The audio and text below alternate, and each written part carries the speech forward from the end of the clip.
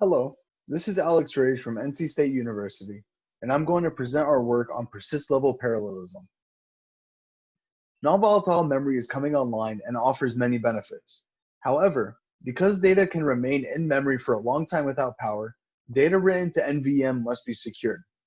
To prevent attackers with physical access to the system from reading or tampering with data encryption such as counter-mode encryption and integrity protection provided by integrity trees and message authentication codes have been employed.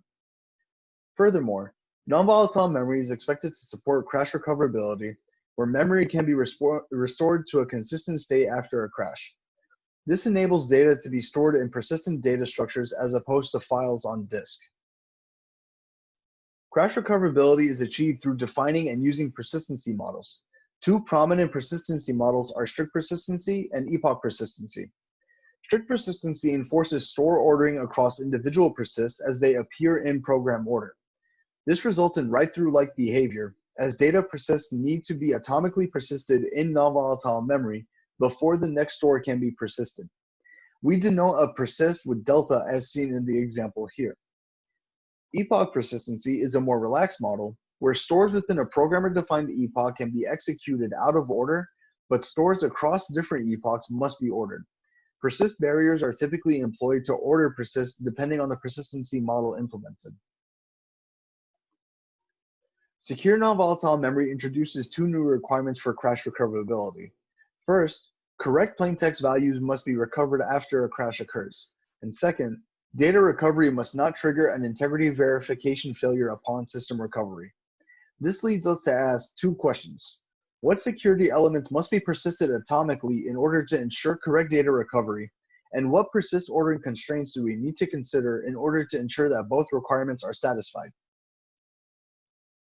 In order to satisfy the requirements discussed, we first define two invariants and then analyze the implications of invariant violation.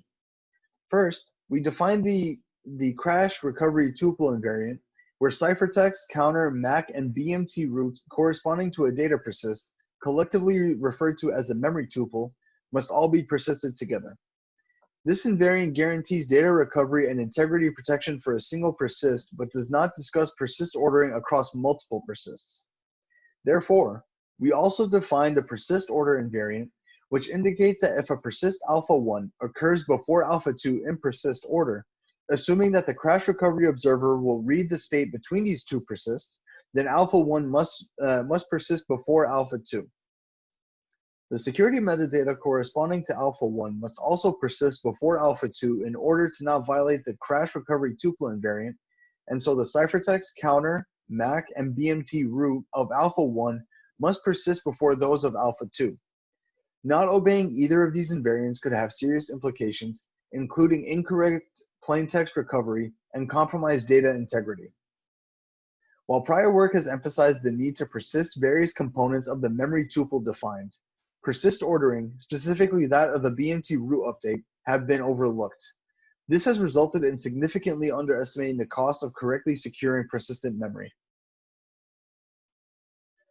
To demonstrate the importance of BMT root update ordering, consider a situation where two counter leaf nodes in a bonsai Merkle tree are updated. Assume that the persist ordering has been violated and the MAC, counter, and ciphertext corresponding to update delta 1 has persisted. If root updates aren't ordered with respect to persist order, the later update could reach the root first. If a catastrophic failure occurs while the first update is traversing the BMT, updated intermediate nodes are lost and the update is rendered stale, since the root does not reflect delta 1 and it instead reflects delta 2, whose memory tuple was also lost. In this situation, the integrity of the data block corresponding to counter X41 cannot be verified, and this will trigger an integrity verification failure upon system recovery. Note that if a crash occurs prior to either updates or after both updates, crash recoverability is not jeopardized. Therefore, we observe that leaf to root updates must also follow persist ordering to correctly protect memory integrity. Enforcing integrity tree update path ordering incurs significantly high overheads. In the previous example, a single BMT root update would result in 320 compute cycles. Within a strict persistency model, this overhead is added directly to the critical path, as each store must persist in right-through fashion.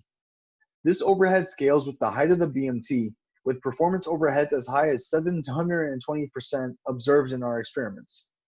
This clearly exposes ordering BMT root updates as the bottleneck of securing NVM and crash recoverability. Ultimately, the key challenge comprises of reducing this performance overhead while guaranteeing crash recovery and not violating the invariants laid out thus far. We propose persist level parallelism, a collection of optimizations that target the BMT update overhead while ensuring that the previous invariants are not violated and are applicable to various persistency models. We explore what optimizations are enabled within the frameworks of strict and epoch persistency models and detail how integrity protection is ensured for crash recoverability. For strict persistency models, we propose a mechanism that will allow BMT updates to be pipelined across BMT levels while enforcing in-order BMT root updates. While right-through-like cache behavior is still observed, the amount of parallelism achieved significantly reduces the overhead of the strict persistency model. We also propose an optimization that will enable BMT roots to be updated out of order within an epoch while strictly enforcing updates across epochs. Furthermore, we explore an optimization that exploits common update path ancestry to reduce updates to the BMT root. Both of these out-of-order optimizations allow for write-back caches to be utilized, enabling performance to increase significantly while enforcing persist across epochs. Similar to prior work, we assume that the write pending queue is a persist gathering point where we gather the ciphertext, MAC, counters, and BMT root update acknowledgement before persisting to non-volatile memory. Unless an entry is flagged as complete, a write pending queue entry will not be persisted in non-volatile memory, and in the event of a crash, that persist is considered incomplete. We also assume that intermediate BMT nodes, MACs, and counter blocks are cacheable on chip and lost on power failure, but the BMT root is always persisted on chip. Revisiting the second invariant that we discussed earlier, we can clearly observe that while the BMT root update needs to follow persist order, we do not need to update the intermediate BMT nodes in order. Because of the hierarchical nature of BMTs, once a node is updated and the new parent hash is being computed, there is no need to refrain from beginning the next update to the BMT. This enables our first PLP optimization, pipeline BMT updates. Now, one concern that arises is write after write hazards in the event of a younger write traversing the tree faster than an older update and updating a common ancestor. Our proposed pipeline BMT update mechanism actively prohibits this write after hazard from occurring, as younger updates are not allowed to update a level within the BMT unless older updates have traversed beyond that same level. This ensures that BMT root updates are executed in order with respect to persist order, and that when a memory tuple is persisted to NVM, the corresponding data is recoverable and data integrity is guaranteed. Consider a scenario that has two in-flight BMT updates as shown. As Delta 1 is the first update, it updates X31 first. Here we clearly observe a potential write after write hazard. If Delta 2 updates X31 before Delta 1, the write from Delta 1 will cause the root to not reflect the change made by Delta 2, resulting in integrity verification failure. Therefore, Delta 1 computes X31, and once complete, Delta 2 can begin computing X31's hash. When Delta 1 reaches the root and the root update is complete, the memory tuple corresponding to leaf X41 is flagged as complete and can be persisted in non-volatile memory, therefore allowing Delta 2 to then continue traversing up the BMT and updating it. Once Delta 2 reaches the BMT root, its memory tuple is flagged as complete and is also persisted in NVM as well. We can observe that in-order root updates have been enforced and the mechanism has abided by the persist order invariant. Recall that persist ordering is enforced with respect to the crash recovery observer.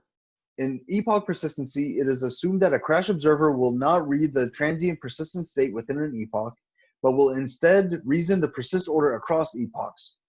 Therefore, persist within an epoch must complete before the epoch boundary, but can execute out of order within an epoch. This reasoning can be applied to BMT updates. Since only the state of the BMT root at the epoch boundary is required for the next epoch, updates within the epoch may execute out of order prior to the epoch boundary. Our second PLP optimization utilizes the relaxed ordering constraints within an epoch to update the BMT root out of order. While root updates are out of order within an epoch, ordering is enforced across epochs to satisfy the persist order invariant. This allows for a greater level of persist level parallelism. Since metadata cache misses in our pipeline optimization are added to the critical path, as seen in Figure A, cache miss latencies can now be hidden since root updates within an epoch do not have ordering constraints, as seen in Figure B. In this example, delta 1 and delta 2 are from the same epoch, while delta 3 is from the next epoch. In the event of a metadata cache miss on X41, the update for X42 can continue to traverse and update the BMT.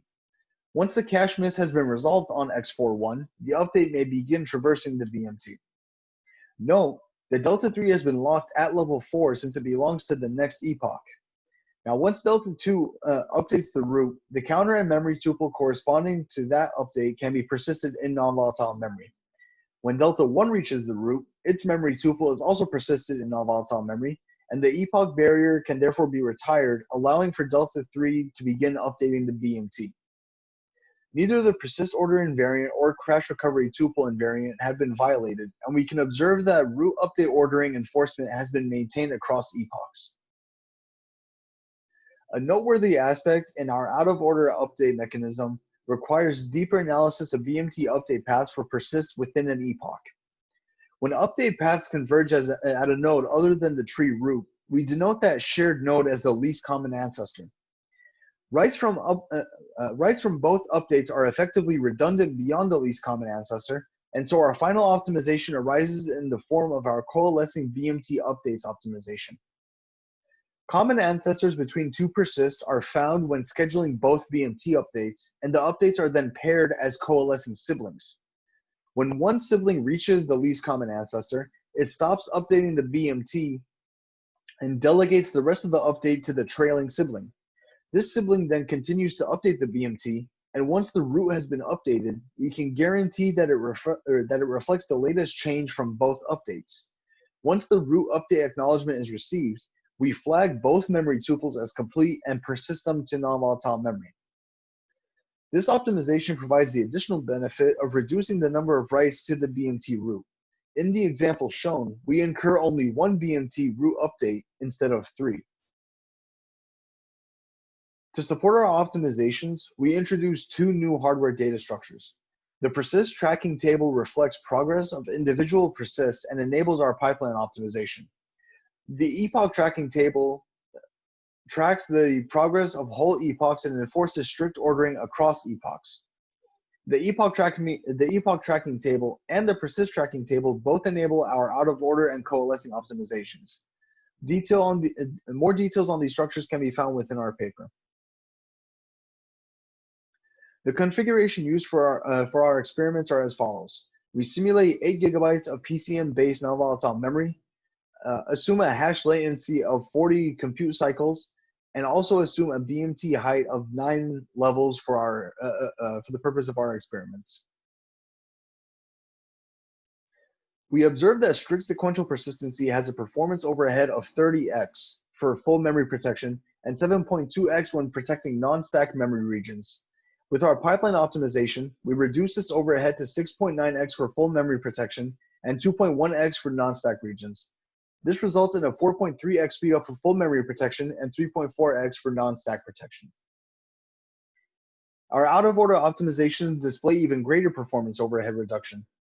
For full memory protection, our out-of-order BMT update scheme showed 2.4x overhead and only 20.7% overhead when protecting non-stack regions. Our coalescing model performs even better with 2.3x overhead for full memory and 20.2% overhead for non-stack protection.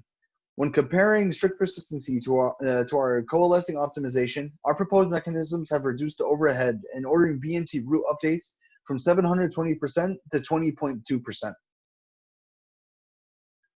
In summary, the main contributions of our work are as follows. We provide a comprehensive analysis on crash recovery correcting requirements for secure non-volatile memory. We also demonstrate why a BMT root update ordering needs to follow persist ordering constraints and define invariants that ensure correct crash recoverability. Finally, we propose 3 performance optimizations that guarantee integrity protection and verification while adhering to rigid persist ordering constraints. To learn more, I invite you to read our paper and attend our talk. Thank you.